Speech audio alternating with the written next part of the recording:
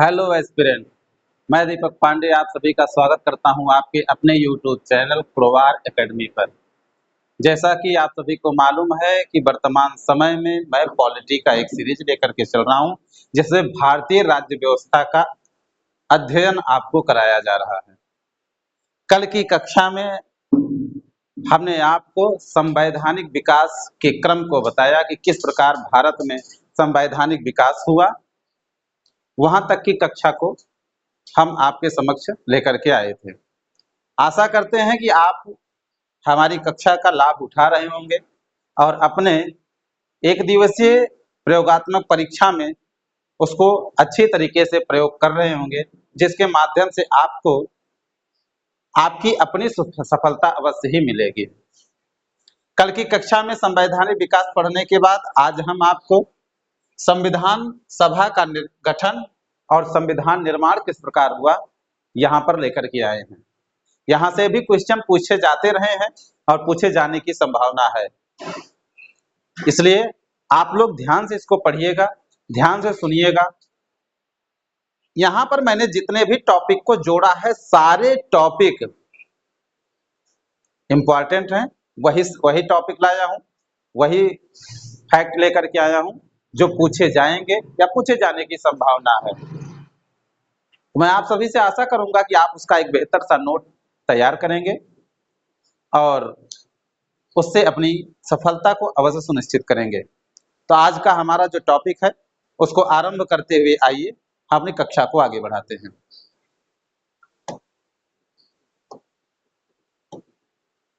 जैसा कि मैंने आपको बताया, आज हम पढ़ेंगे संविधान सभा का गठन और संविधान निर्माण। संविधान कहीं ऐसे रोड पर चलते तो बन नहीं गए, ना किसी रेस्टोरेंट में, ना किसी होटल में, ना किसी के घर में, ना किसी के कार्यालय में। संविधान बनने का एक स्थान तय किया गया। वो स्थान कोई और नहीं, जबकि वो हमारा जो पुराना संसद भवन हुआ करता था, वही पहले संविधान सभा हुआ करता था। वहीं पर संविधान बनी थी। किस प्रकार से संविधान बनी थी, आइए हम उसके बारे में जानते हैं। एक एक महत्वपूर्ण तथ्य आपके सामने प्रस्तुत करूंगा। जो फैक्ट होंगे सीधे आप उनको नोट कर लीजिएगा, जो कॉन्सेप्चुअल होंगे उन कॉन्सेप्ट को अवश्य ही समझाएंगे।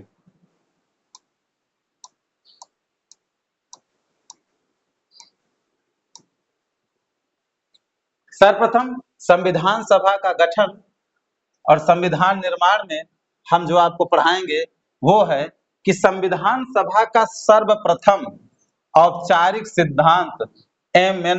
रॉय ने 1934 में दिया। जो संविधान हमको 26 नवंबर सन 1949 में मिलता है, जो संविधान 26 जनवरी 1950 को भारत में लागू कर दिया जाता है, उस संविधान को बनने के लिए संविधान सभा का जो सबसे पहला औपचारिक सिद्धांत दिया गया था वो एम.एन. रॉय ने दिया था। किस सन में दिया था? 1934 में दिया था। यहां से भी क्वेश्चन बन सकता है कि सर्वप्रथम संविधान सभा बनने के लिए वह कौन सा व्यक्ति था जिसने अपने इस सिद्धांतों को दिया था। तो नाम याद रखिएगा, किस सन में दिया था इसको भी याद रखना।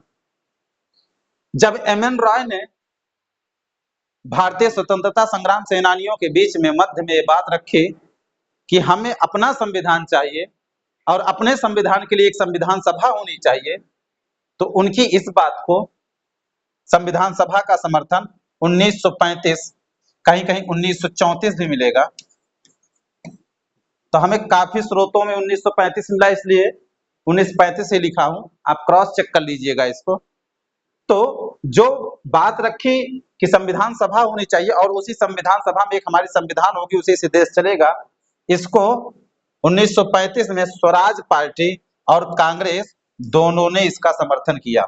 एम.एन. रॉय सही कह रहे हैं, एक संविधान सभा होनी चाहिए और उस संविधान सभा में एक संविधान बनेगा जिसके माध्यम से भारत का शासन प्रशासन सुनिश्चित किया जाएगा। लेकिन उस समय अंग्रेजों ने हमारी इस बात को नहीं माना।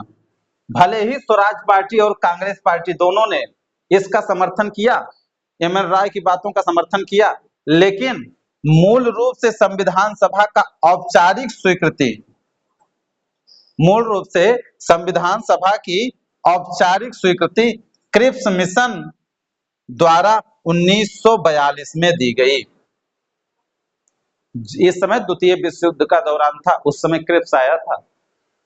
1942 में कहा कि ठीक है, मैं आपको संविधान सभा बनाने का अनुमति देता हूं, इसलिए औपचारिक स्वीकृति क्रिप्स मिशन द्वारा सन 1942 में दी गई। सन 1942 में दी गई। अब जब 1942 में क्रिप्स मिशन ने संविधान सभा बनाने की अनुमति दे दी, औपचारिक स्वीकृति दे दी, तो इस संविधान सभा का गठन कब किया गया, यह भी प्रश्न बनता है। तो 9 दिसंबर सन 1946 को कैबिनेट मिशन प्लान द्वारा, इसके द्वारा कैबिनेट मिशन प्लान द्वारा संविधान सभा का गठन किया गया।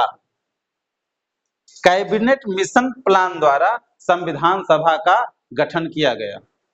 कब? 9 दिसंबर सन 1946 को।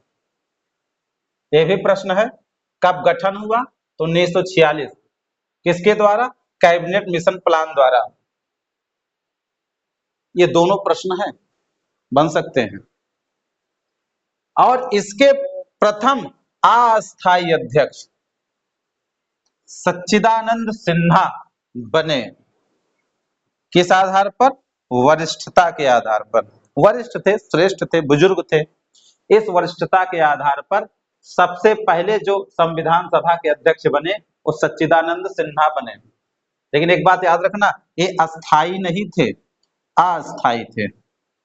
2 दिन बाद इनको हटा दिया गया। और प्रथम उपाध्यक्ष फ्रैंक एंथोनी बने। प्रथम उपाध्यक्ष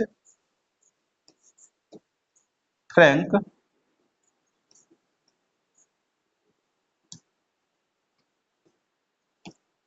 एंथोनी बने। तो पहले अध्यक्ष सच्चिदानंद सिन्हा बने। जब अस्थायी अध्यक्ष एग्जाम में पूछा जाए तो सच्चिदानंद सिन्हा को लगाइएगा। तो अस्थायी अध्यक्ष भी कोई बना था? तो जी हाँ, 11 दिसंबर 1946 को अस्थायी अध्यक्ष डॉक्टर राजेंद्र प्रसाद जी निर्वाचित हुए। अर्थात 9 दिसंबर को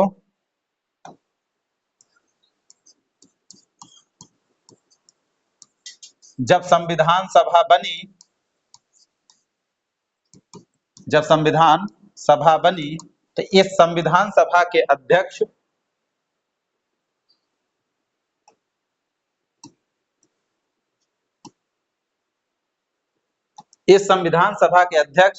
डॉक्टर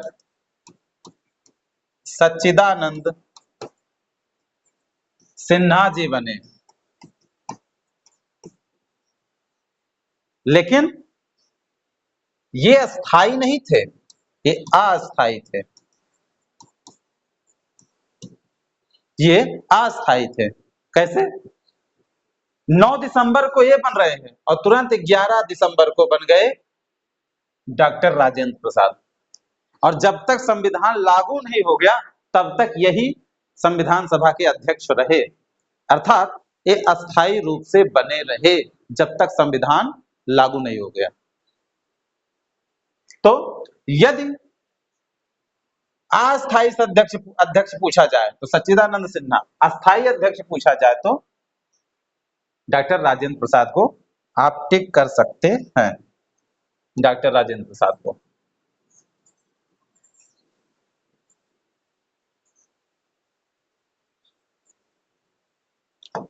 उसके बाद जब डॉक्टर राजेंद्र प्रसाद अस्थायी अध्यक्ष बन गए तो संविधान सभा के उपाध्यक्ष एच.सी. मुखर्जी बने।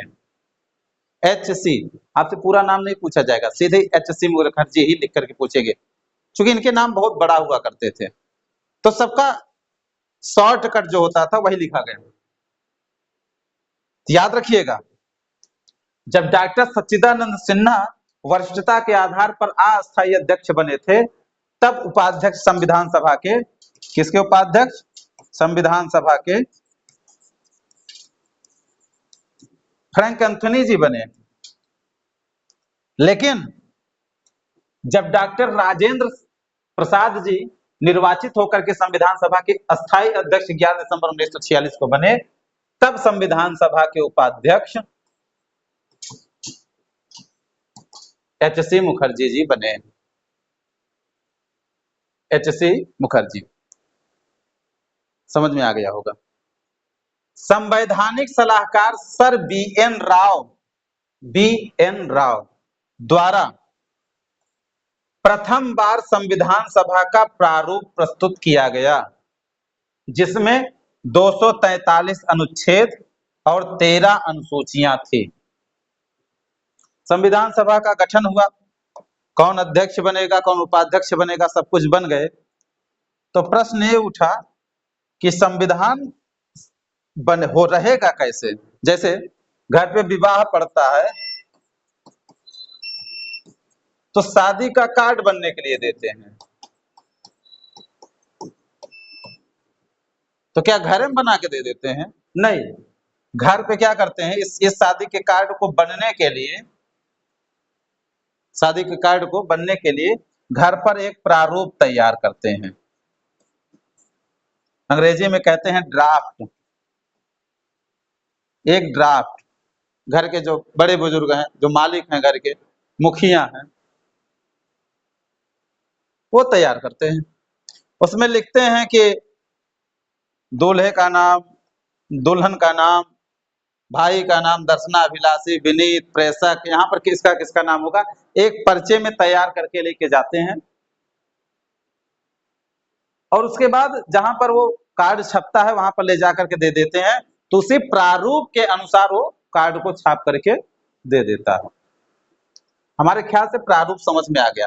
तो इस प्रारूप की संविधान जो बनेगी उसमें कौन सा स्थान पर क्या रखा जाएगा। जैसे आज देखिए वर्तमान समय में भाग 3 में मौलिक अधिकार है, इसका प्रारूप बनाया गया होगा ना भैया। हम सबसे पहले तो एक प्रारूप बनाया गया होगा कि सबसे पहले डिफाइन करेंगे संघ और राज्य, उसके संघ और राज्य तथा उसके क्षेत्र। पहले नाम तो पता चलना चाहिए कि भारत, तभी तो भारत का संविधान मानेंगे। तो कहा इसको रख दो भाग 1 में। चलो ठीक है, भारत डिफाइन हो गया, भारत में कितने राज्य होंगे डिफाइन हो गया। अब भारत में रहने वाले लोग, कहा तो दूसरे में रखना है नागरिकता। पहले भूभाग सुनिश्चित हो, फिर नागरिक। भाई भूभाग होगा, नागरिक होगा, तभी सरकार शासन करेगी। अब भूभाग ही नहीं होगा, नागरिक ही नहीं होंगे, शासन क्या सरकार अपने ऊपर करेगी। तो इसलिए एक ड्राफ्ट बना होगा, कहा यदि नागरिक होंगे तो नागरिक केवल शासन के लिए ही नहीं बने हैं, उनके कुछ अधिकार होने चाहिए। तो देखिए क्रम कितना बढ़िया चल रहा है। कहा फिर FR रखो, यानी कि फंडामेंटल राइट रखो। कहा भूभाग सुनिश्चित, लोग रहेंगे नागरिक, उनके बारे में नोट करो, कौन रहेंगे, कौन भारत के नागरिक रहेंगे, किनकी नागरिकता छीनी जाएगी, किनकी नागरिकता रुकेगी, आदि आदि। अच्छा, नागरिक रहेंगे तो उनके अधिकार भी होने चाहिए, केवल शासन के लिए थोड़ी ही है, हमेशा उनके ऊपर शासन नहीं करते रहो। उनको अधिकार दिया फंडामेंटल राइट के जरिए से। कहा केवल अधिकार दे दो और उनके लिए कोई कल्याणकारी काम न करो। बिजनेस, व्यापार, उद्योग धंधे इत्यादि ना हो तो नागरिक के रहने का क्या मतलब है। तो कहा ऐसे काम नहीं चलेगा। कहा फिर भाग 4 जोड़ो, इसमें DPSP रखो, directive principle of state policy, अर्थात राज्य के नीति निर्देशक तत्व। राज्य क्या करेगा, क्या नीतियां बनाएगा, कैसे सुचारू रूप से एक कल्याणकारी राज्य होगा, उनका व्यापार कैसे सुनिश्चित होगा, आदि आदि बातें इसमें लिखी जाएगी, जो सरकार के ऊपर बाध्यकारी नहीं होगी। सरकार के पास जैसे धन रहेगा उसी के अनुसार इसका कार्य करेगी। तो ये कैसे बनाया गया होगा ड्राफ्ट ना, तो ड्राफ्ट बना के कहा इसी प्रकार से सब कुछ रखोगे तो कहलाएगा क्या, वो कहलाएगा संविधान।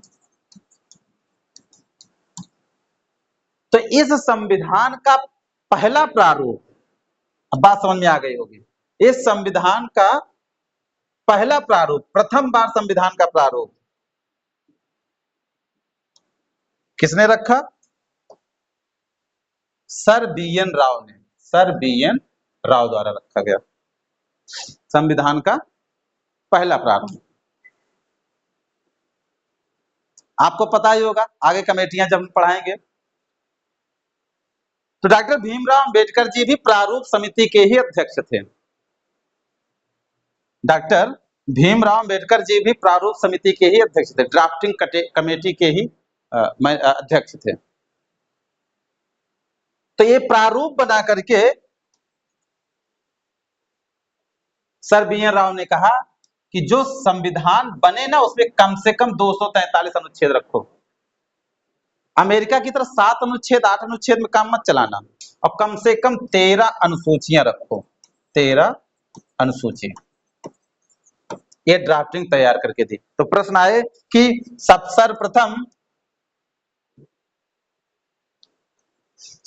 सर्वप्रथम किसने जो है संविधान का प्रारूप प्रस्तुत किया और किस सन में? तो याद रखना, sir B N Rao ji ने, जिसमें 243 अनुच्छेद और 13 अनुसूचियां थी। इसके बाद 13 दिसंबर सन 1946 को पंडित जवाहरलाल नेहरू ने संविधान सभा में उद्देश्य प्रस्ताव रखा, जिसको 22 जनवरी 1947 को स्वीकार किया गया। ये दोनों तारीख याद रखना कि कब उद्देश्य प्रस्ताव रखा और कब स्वीकार किया गया, प्रश्न बनता है।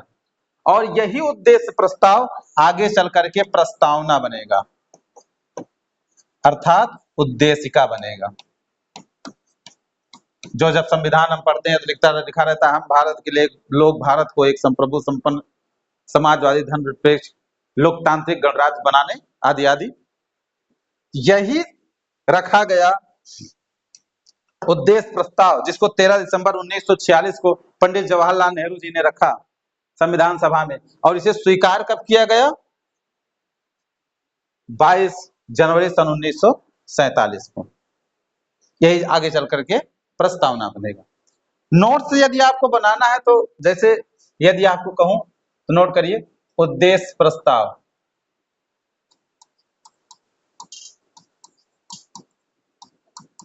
तो लाए कौन? जे.एन. नेहरू। ठीक है, कब लाए? 13 दिसंबर 1946। इस उद्देश्य प्रस्ताव को स्वीकार किया गया कब? तो 22 जनवरी 1947। 22 जनवरी 1947। बस आपका नोट्स तैयार। पूरा लिखने की आवश्यकता नहीं है, यहां से कीवर्ड निकाल लो, वही लिख लो बस। इसके बाद संविधान सभा का निर्वाचन। संविधान सभा में कुल 389 सीटें थी। जब भारत पाकिस्तान का बंटवारा नहीं हुआ था तो संविधान सभा में कुल 389 सीटें थी, जिनका बंटवारा सांप्रदायिक आधार पर किया गया था। कुछ सीटें सिख को दी गई थी, कुछ मुस्लिमों को और कुछ सामान्य के बीच में रखी गई थी। बंटवारा के पूर्व पूछा जाए कितनी सीटें थी? 389। बंटवारे का आधार, सीटों के बंटवारे का आधार सांप्रदायिक आधार था। इन 389 सीटों में से 296 सीटें ब्रिटिश प्रांत को दी गई और 93 सीटें रियासतों को दी गई। भारत में रियासतें जैसे झांसी रियासत, हैदराबाद रियासत, अवध रियासत, ऐसे काफी रियासतें थी, कश्मीर रियासत, बहुत सारी रियासतें थी, लगभग 560 के प्लस थी भारत पाकिस्तान को यदि मिला लिया जाए तो उनमें से 93 सीटें रियासतों को दी गई कि आप भैया अपने यहां से एक एक व्यक्ति को मनोनीत करके भेज दो, संविधान बनाने में मदद करेंगे। और 296 सीटें प्रांतों को दी गई। कौन? ब्रिटिश, जो ब्रिटिश के अधीन थे। प्रांतों से सभी सदस्य निर्वाचित होकर के आए, इनका चुनाव हुआ, चयन हुआ, चुन करके आए। लेकिन रियासतों से जो सदस्य आए संविधान सभा के, वो मनोनीत होकर के, जैसे राजा हैं, राजा ने अपने मंत्री को कहा भैया तुम हमारी तरफ से चले जाओ और संविधान बनाने में जो भी मदद हो करो। तो मनोनीत, इनका चुनाव नहीं हुआ। अच्छा, चुनाव जो प्रांतों से आए थे चुन करके,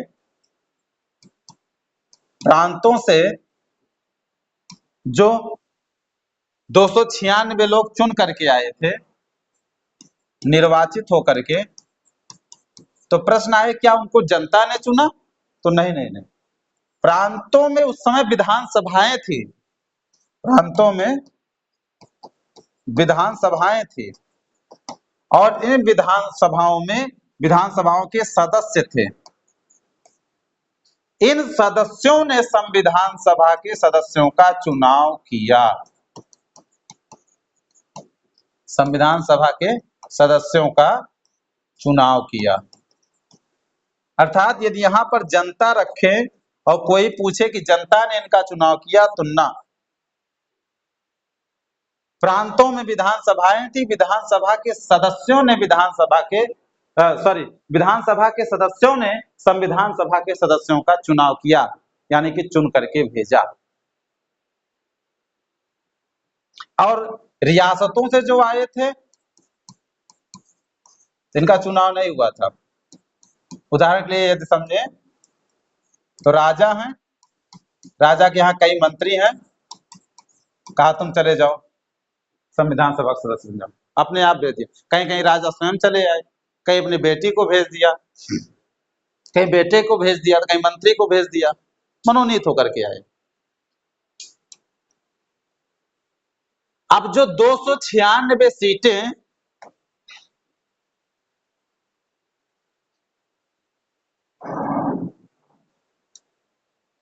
अब जो 296 सीटें प्रांतों को दी गई थी, इनमें से 208 सीटें कांग्रेस को, 76 सीटें मुस्लिम लीग को और 15 सीटें अन्य को दी गई। मतलब 208 सीटों से कांग्रेस आई, कांग्रेस के सदस्य आए, 73 सीटों से मुस्लिम सदस्य आए और 15 सीटों से अन्य सदस्य आए। ये सब फैक्ट महत्वपूर्ण है, एक एक फैक्ट याद करते जाइएगा। उसके बाद जब भारत पाकिस्तान का 15 अगस्त 15 अगस्त को क्या कहे, बल्कि 14 अगस्त को 12 बजे रात्रि में, 14 अगस्त को जब बंटवारा हो गया, तो पाकिस्तान विभाजन के बाद भारतीय संविधान सभा में केवल 299 सदस्य ही रहे। बंटवारा हो गया। पहले कितने थे? तो पहले थे 389, पहले 389 थे जब संविधान सभा बना। जब संविधान सभा 389, और जब बंटवारा हो गया, भारत अलग हो गया और पाकिस्तान अलग हो गया,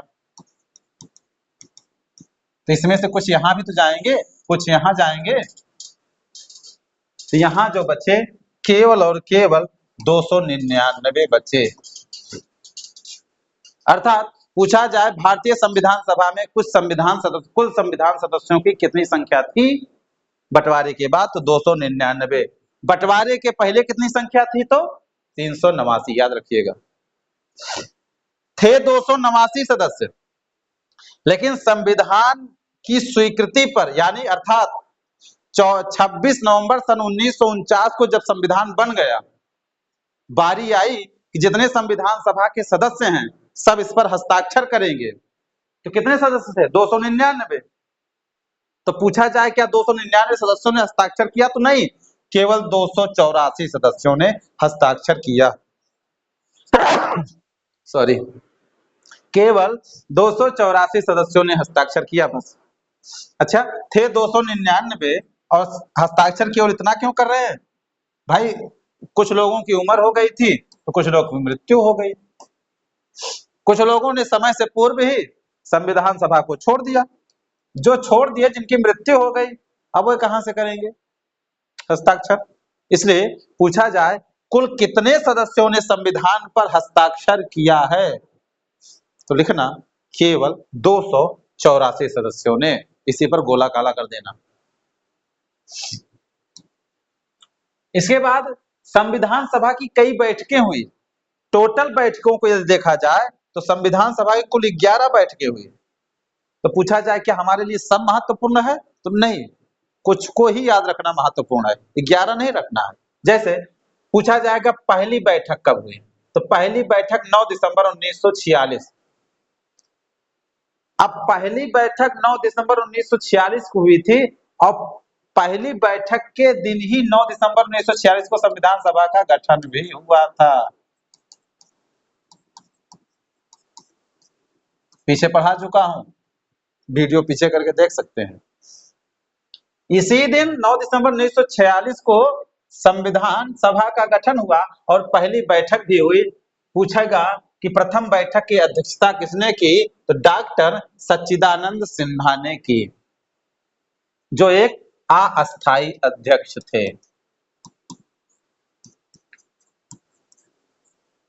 अस्थायी अध्यक्ष थे, अस्थायी नहीं थे, इन्होंने की। द्वितीय बैठक मान लो पूछता है तो 11 दिसंबर 1946 को हुई। अध्यक्षता किसने की, तो डॉक्टर राजेंद्र प्रसाद, और जैसा कि मैंने आपको पूर्ववत ही बता दिया, ये अस्थायी अध्यक्ष थे। अर्थात 11 दिसंबर के बाद जब तक संविधान बन नहीं गया, जब तक संविधान लागू नहीं हो गया, तब तक ये अध्यक्ष बने रहे। उसके बाद हमको पता ही है भारत के प्रथम राष्ट्रपति भी यही बनते हैं, डॉक्टर राजेंद्र प्रसाद जी। मान लो अंतिम बैठक पूछे कि संविधान सभा की अंतिम बैठक कब हुई, तो अंतिम बैठक 24 जनवरी 1950 को हुई। और इसके 2 दिन बाद 24 छोड़ के 25 या 26 को हमारा संविधान लागू भी हो जाता है, जिसको गणतंत्र दिवस के रूप में मनाते हैं। तो अंतिम बैठक 24 जनवरी 1950 को हुई। इसकी भी अध्यक्षता मान लो किसी कोई पूछे, किसी भी एग्जाम में पूछा जाए, तो डॉक्टर राजेंद्र प्रसाद ने ही की। संविधान सभा का गठन और संविधान के निर्माण में केवल इतना ही टॉपिक नहीं है, अभी बहुत है। संविधान सभा का निर्माण होने के बाद संविधान को लिखा किसने? प्रश्न पूछा जाए संविधान को किसने लिखा, तो प्रश्न एक ही उठता है, डॉक्टर भीमराव अंबेडकर जी। लेकिन नहीं, वो केवल संविधान सभा के प्रारूप समिति के अध्यक्ष थे। किसने लिखा? लिखने वाला कोई और है। यदि मालूम हो तो बिना गूगल किए आप लोग कमेंट बॉक्स में अवश्य बताइएगा कि संविधान को लिखा किसने था, और बताइएगा क्या उसने संविधान को लिखने के लिए कुछ शुल्क लिया था? लिया था तो कितना लिया था? नहीं लिया था तो नहीं, लिख करके कमेंट करिएगा। इसके बारे में भी हम आपको बताएंगे किस भाषा में लिखा गया था, अब ये भी जानना है। और संविधान बनने के बाद उसमें कितने भाग थे, कितने अनुच्छेद थे, कितनी अनुसूचियां थी। जितने भाग थे, जितने अनुच्छेद थे, जितनी अनुसूचियां थी, क्या वर्तमान में आज उतनी ही हैं या कम हुई हैं या ज्यादा हुई हैं? शेष अगले भाग में हम जानेंगे। तब तक के लिए आप सभी को धन्यवाद। आप हमारे चैनल को सब्सक्राइब करें। वीडियो आपके लिए महत्वपूर्ण हो और आपको अच्छी लग रही हो, अवश्य लाइक करें।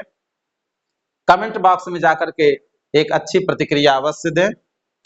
हम ईश्वर से आशा करते हैं और प्रार्थना करते हैं कि आप जिस भी कंपटीशन एग्जाम की तैयारी कर रहे होंगे उसमें आप अवश्य ही सफल होंगे, और हमारी ये सीरीज आपको उसमें सफलता सुनिश्चित कराने के लिए कुछ ना कुछ योगदान अवश्य ही दे रही होगी।